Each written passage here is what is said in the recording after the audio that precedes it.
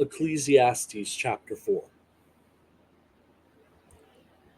But I turned away and thought about all the kinds of oppression being done under the sun. I saw the tears of the oppressed, and they had no one to comfort them. The power was on the side of their oppressors, and they had no one to comfort them. So I considered the dead happier, because they were already dead, than the living, who must have still lived their lives.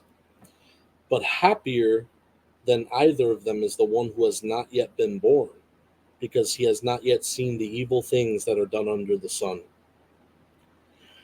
Next, I realized that all effort and achievement stem from one's person's envy of another. This too is futility and feeding on wind.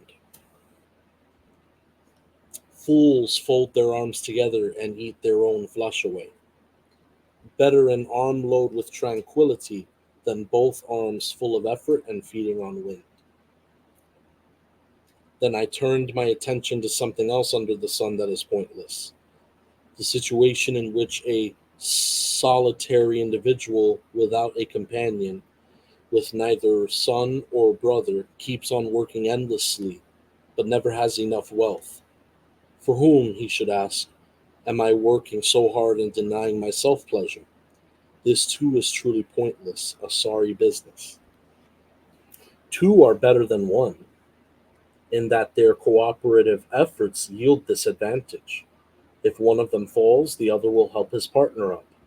Woe to him who is alone when he falls, and has no one to help him up. Again, if two people sleep together, they keep each other warm.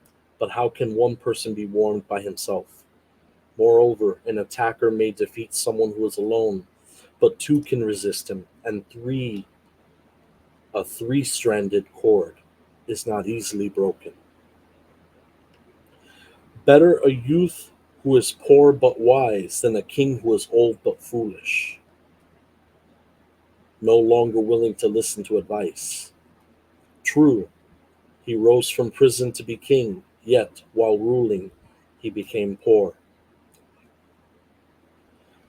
I observed that all who live and walk under the sun took the side of the youth mentioned first, who would rule in place of the king, and that no limit was set for the number of his subjects.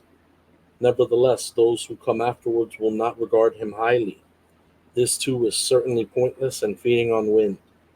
Watch your step when you go to the house of God. Offering to listen is better than fools offering sacrifices, because they don't discern whether or not they are doing evil.